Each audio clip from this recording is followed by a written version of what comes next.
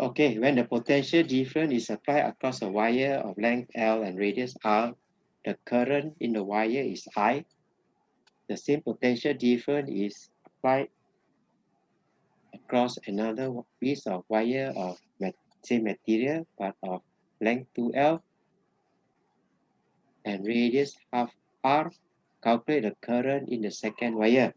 So of course the first thing is you have to calculate the resistance first. Right? You know the resistivity formula, rho R is rho L over A. Then the next question is also your R is V over I. Your R is not given V and I. You're told V is constant. So equate these two equations. You got that? Replace your area with pi R squared. Then take all the constant to one side. Right? The variable is your I. Take it across there. And then R squared is still there. Rho is the same material. Pi is the same. So we just call that constant. And then this is the new one. This is the old one. Right? This is the first one. This is the second one. So put in the value. We take our R2 across there. This is your R2. Take our L2 down. So that's our I1. I don't think there's anything there actually, Teacher. Say again. No, I mean that answer scheme, there's nothing there. Hey, what is happening? Why is it not showing? I can't see anything. I only can see the question. Hold on. Something went wrong again.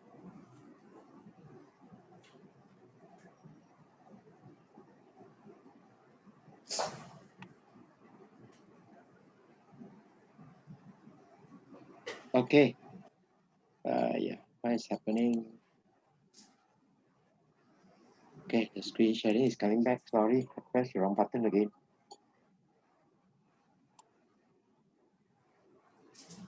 Okay, first thing, know the resistivity formula, the resistance formula with the resistivity. Then your resistance is V over I. Resistance is not given. So equate these two, you get a new formula. Take all the variable to one side, take the constant to one side. Right? V is constant, rho is constant, pi is constant. So take our I across there. We got our IL R square. Right? The others are constant, we don't bother. And use that equation. This is the new one, this is the old one, or this is the first one, this is the second one. Then we want to find I2. I2, take our R square up. That's why we get R square. Our L2, take it down. L2, and put in our value. I1 is I. L1 is L. Sorry, yeah. I1 is I. L1 is L. L2 you are told is 2L. R2 is half R. R1 becomes R. That's your R1. Then R and R cancel, L and L cancel. And work it out. 0.125 I. Can?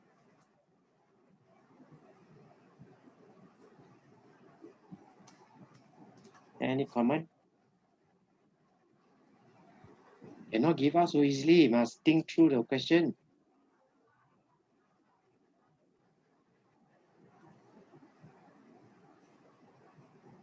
Wait, IL over R square, right? So then the other variables, how come they are constant? Where is the problem? We are just equating these two, that's all. That's why we get this equation. Then replace the A with... Oh, because they are R lah. What R are you talking about? No, what I'm trying to ask is because IL over R square, right? So then the V, the P, and then the pi is missing. V is constant, V is constant. We are told the same potential difference, so we won't bother about the constant. Right? All the constants are dumb under here. The pi, the rho, the v are under here. We take the I across there. So it's IL over R square. You've done a lot of this in your semester 1. Then use this formula, I2 L2 R2 square, I equals to I1 L1 R1 square. Then take your L2 down, I1 L1 is there, R square, take it up, just R square divided by R1 square, that's all. Then put in your value, I1 is this, your I1,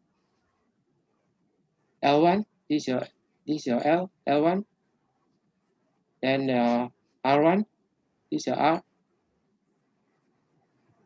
then you want your L2 is this one, 2L, that's all. R2, 0.5 R, okay? R and R cancel off, L and L cancel off, you still got I here, then use your calculator, can.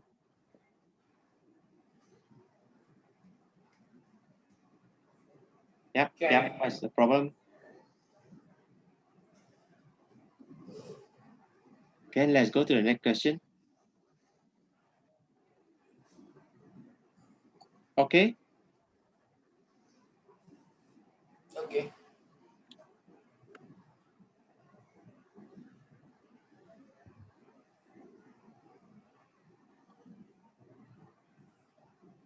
Let's try number 4. Which one you don't know how to do? I solve your problem for you. Okay. You know number 3. Number 3 don't know also. Okay, let's go to number 3 then.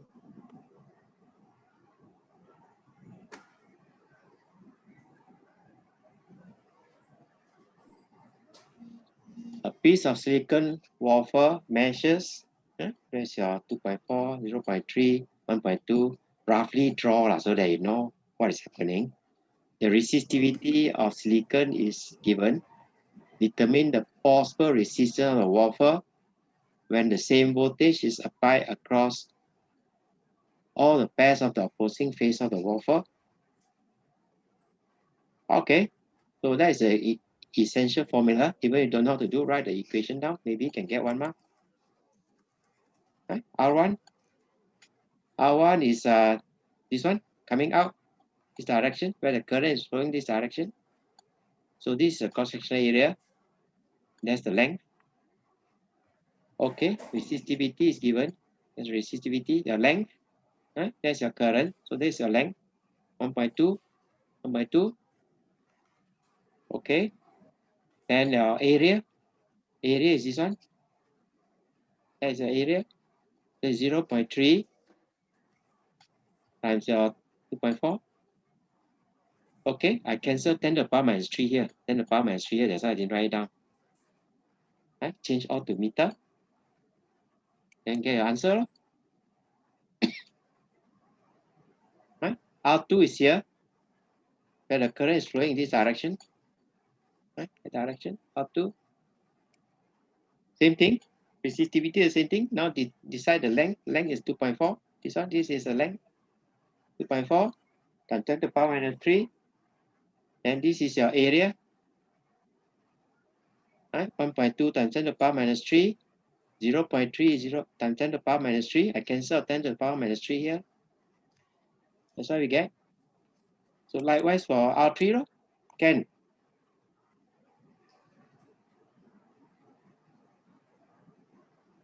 Can. Okay, which is the next question you want me to solve for you?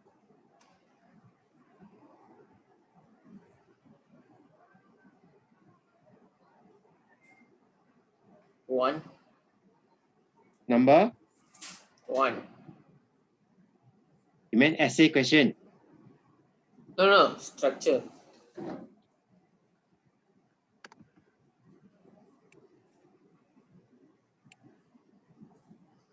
Use the electron model of electrical conduction to discuss how the current in a piece of copper wire changes when temperature increases and when potential difference is increased. Okay, as temperature increases, the copper ions vibrate with greater amplitude. That's an important thing. Temperature increase, copper ions vibrate with greater amplitude. So greater amplitude, it means that the chance of collision is going to increase. right? Where previously electron may have passed through, now because of greater amplitude, it may collide with the ions. Drift velocity decreases so that the resistance of copper increases. More collision, then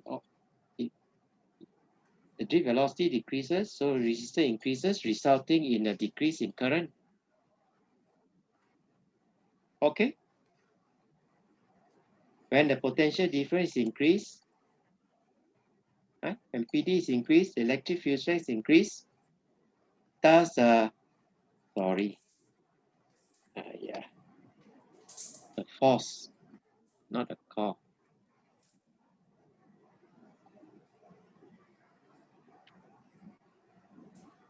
Right? Increase the potential difference, increase the force, or the electric field strength is increased, so increase the force on the electron.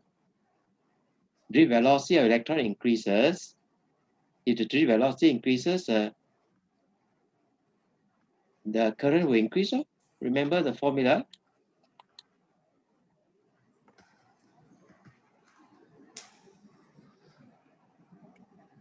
Right? Your I equals to NEAV. Okay with that?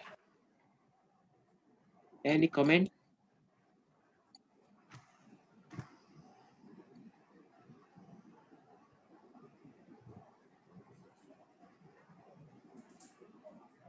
Can or not? Can or not? Yeah, basically just using that formula. The N stay constant, the E is constant, the A is constant. So anything that affect the drift velocity will affect the current.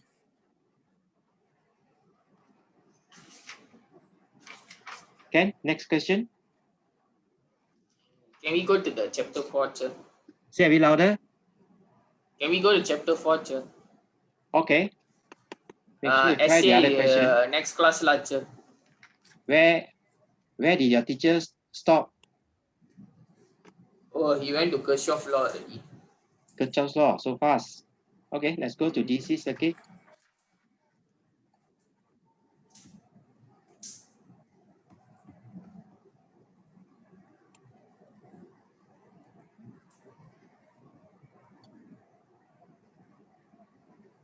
Kirchhoff law, yeah, he just explained the simple ones only about it lah. He didn't go that deep about Kirchhoff law yet.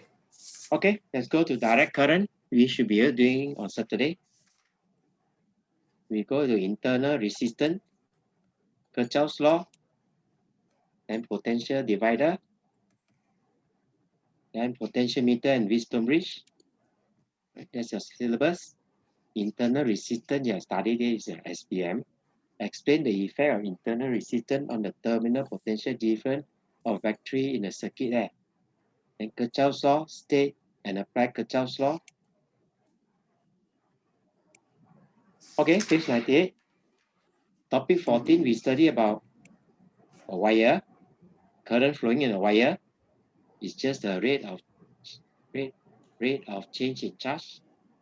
Rate of flow of charge. Current is the rate of flow of positive charge. And that current goes to a component, usually is a resistor.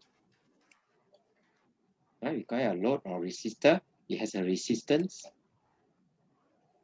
So if you have a resistance, your electron, as it flow through, is going to collide with the ions. So it must give it energy. So this potential difference allow us to calculate the energy that is given to the electron. Right? It's work done divided by charge. And then this energy is dissipated as heat. If you touch the resistor, you feel it warm.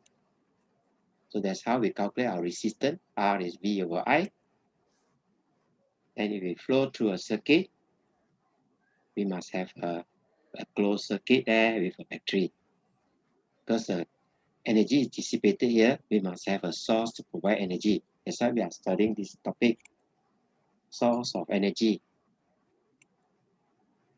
Right? And we call that source of energy electromotive force, EMF or E.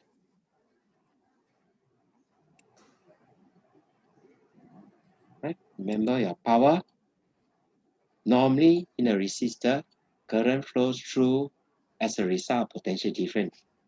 There's a charge flow that must be worked on, or we look at the charge flowing as a current flowing. No? So energy dissipated in the resistor when charge flow. Okay, we're just using definition of potential difference. So dissipated means transferred, right? Dissipated means given out, loss. Oh yeah, loss. Okay. Right? There's your W, QE. Then power is the rate of energy transfer or dissipated. Right? Power, work divided by time. So we replace this work or energy with QE. QE, we got Q, T, times V. Right? V is the one that is constant. Q is changing with time, so that is your current. So we get the first formula, replace QI with Q divided by I divided by, replace it with I. So we got our first formula, your SPM work, P equals to IV.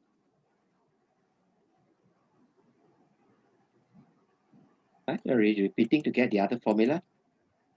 Right? Replace W with QV. Then we get Q divided by T times V. So that gives us our IV. And replace the I with V over R. Right? So we got our new formula, V squared over R. Now you can memorize one formula, this one. The others you can derive yourself, but it's better to memorize all of them. Then you can do faster. Now instead of IV, we replace the V with IR. So we get our I square R. I square R. Okay so far?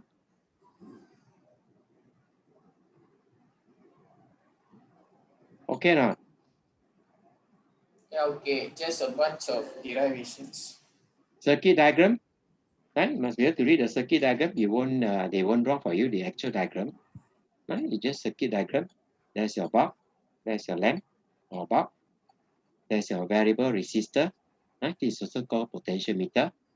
Right? Variable resistor. There's your back 2 cell. There's your battery. And then you may want to have a switch somewhere there. So there's a circuit diagram. And circuit diagram, you should be able to recognize this power supply unit, PSU, or DC power supply. DC stands for direct current. Variable supply unit, that means these two allow you to change the voltage coming out. Right? The voltage coming out. This is your lead acid accumulator. Right? There's a symbol for your dry cell. There's a symbol for your power supply. Right? This type of power supply. And then let's look at EMF. Right? Sources of EMF, it can be this one. Right? You can turn the handle around clockwise, like this arrow show. We change to magnet, the coil there. And then we have mechanical energy converted to electrical energy. That's how we get our alternating voltage. Right? Dynamo or generators convert mechanical energy into electrical energy. Right? Let's look at another source. This is your dry cell. Dry cell convert chemical energy into electrical energy. Solar cell convert light energy into electrical energy.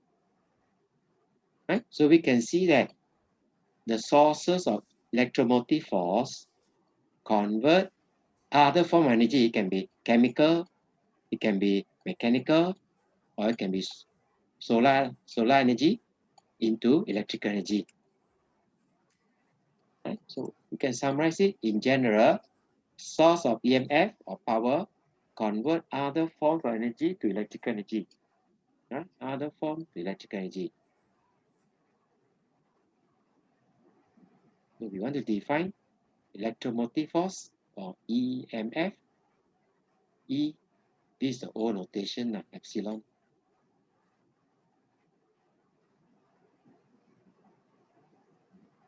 EMF of a source is the energy transfer by the source in driving 1 coulomb of charge round a complete circuit.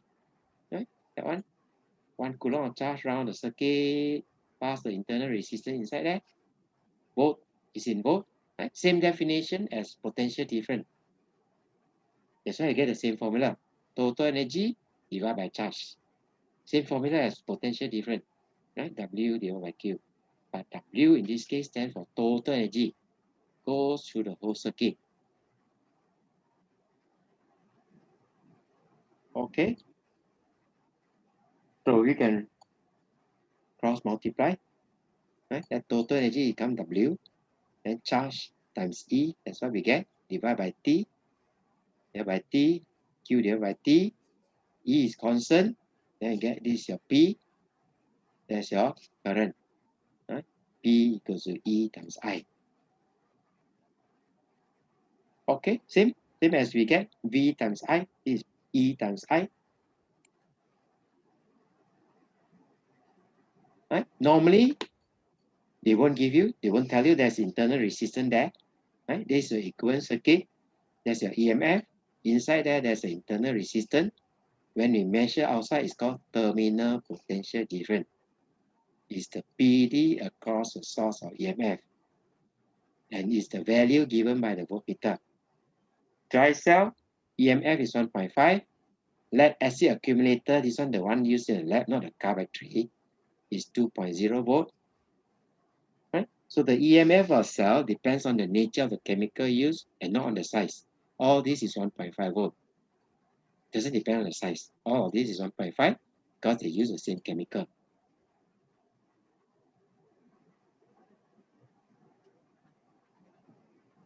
Right? E stands for electromotive force. R stands for internal resistance.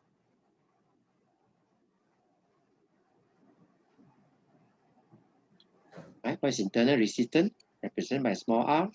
Is the resistance due to chemical present in the cell. Wherever electron has to flow, this one through the chemical, then there will be resistance. Whenever electron flow through medium, whether it's a wire or whether it's chemical, there's going to be a resistance to the flow. Usually for dry cell, it's very small.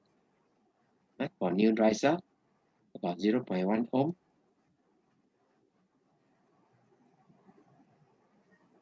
Is in the cell. The resistance in the cell. That's why we call it internal resistance. This one we cannot change. It comes with the power supply or it comes with the dry cell. It's already there.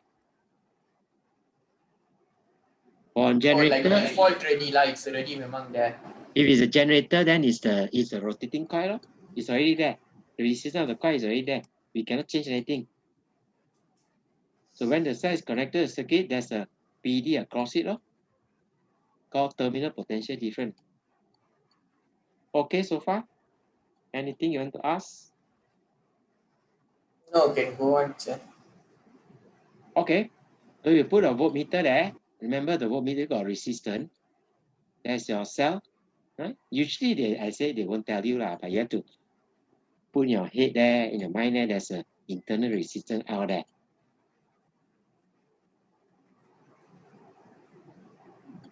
Right? For an ideal voltmeter placed across a cell, it measures EMF. When we say ideal voltmeter, it tells us that this voltmeter has a very large resistance. Right? It means that R resistance of the voltmeter is very much greater than the internal resistance. Then it gives us the EMF. Right? So in this case, the voltmeter measures a potential difference across a cell and gives us an EMF. Now you can rewrite the formula if you like. There's the V that we read. There's the current flowing out of the cell. There's the internal resistance. Right? So if the internal resistance is very small, that resistance is very large, then you can see that the potential difference draw across this small r is negligible. So that's why our E becomes our V. It means the voltmeter measures the EMF.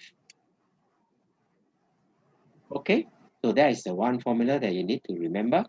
Right? This is a resistance of the voltmeter. V is the voltmeter reading. Can calculate by IR. So this formula you need to remember. Right? Usually we use a voltmeter to measure. Right? We just select the dial here, volt. Then the red one is on the positive side, black one on the negative side, and you get 6 volt. If we put reverse the direction of the battery, then we get negative value.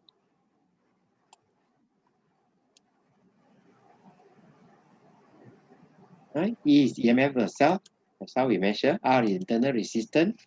I is the current flowing through. V is the potential difference. It can also be calculated. Right? The V here is I times the big R. So when I is 0, usually we call it open circuit because open circuit means the resistance of this one is very high. No current flowing through. So in this case, your this is 0. Your V equals to E. That's how we measure our EMF. We make sure that the voltmeter has a very, very high resistance compared to the internal resistance. Okay, here we have an external resistance. This is an ideal voltmeter. Right? And then this is my short form for terminal potential difference, TPD. Okay. Okay, we are finishing soon. When the switch is open, the voltmeter measures the EMF. Okay, on the switch, voltmeter high resistance, so you measure EMF straight away 1.5. When the switch is closed, the voltmeter measures the terminal potential of the cell. Right? When you close the switch, now it's no more measuring the EMF, it's measuring the terminal potential difference. Right? Measure that V there.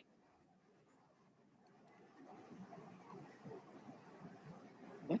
So the terminal potential difference across the cell is also the potential difference across R. That big R. Voltmeter is always outside the circuit. This is your circuit. Ammeter is inside the circuit in series with that component. Voltmeter is always outside. You can put it across the battery, or can put it across R. It's the same.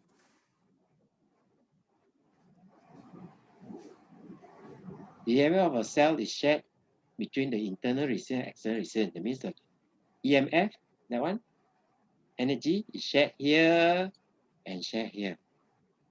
Across big R and across small r. The greater the external resistance, this one, the greater is the terminal potential difference. So if R is large, then the potential difference across here will be large. Okay, yeah. Wait, 1 minute, je.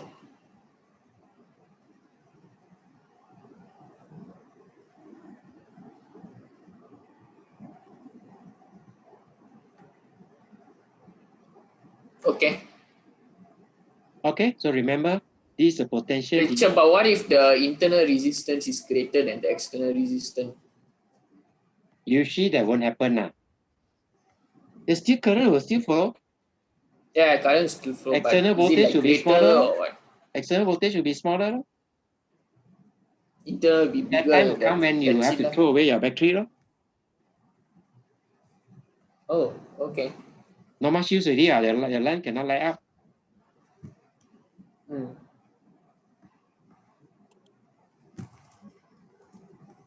Okay, so that's your VR, V small r. That's your V there. You can summarize it using this formula.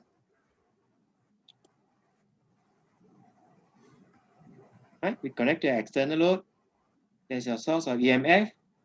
There's your V1. There's your V2. Right, same. We need to remember this formula. Right, we can either use. Usually we use big E right. Small e is the O symbol. EMF of the cell. R internal resistance. I is the current in the circuit. V is called the terminal potential difference. Right? measured by that current times that resistance. Right? And this is the one measured by the voltmeter lah. Right? This is V1, this is V2. Is V1 and V2 the same? Yep.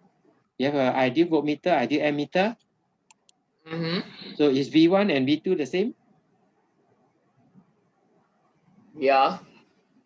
Yeah, it's the same. They are measuring the same thing. Yeah, V1 equals to V2. Examiner like to test you sometime.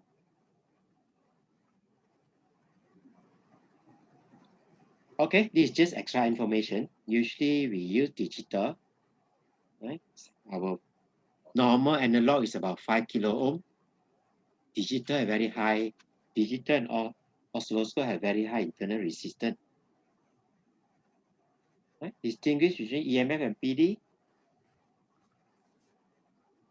EMF is supplied by the source of power. Is other form converted to electrical energy. Right? Example, a cell converts chemical into electrical. Calculate work done per unit charge, but you take the charge through the whole circuit.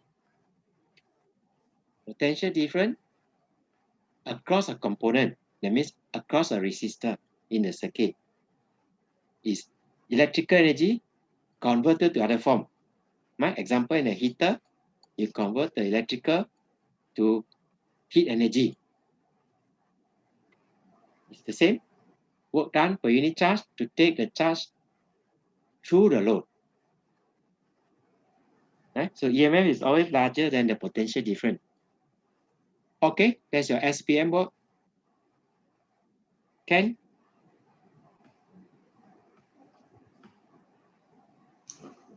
Okay, I think I'll stop here and start a new Zoom.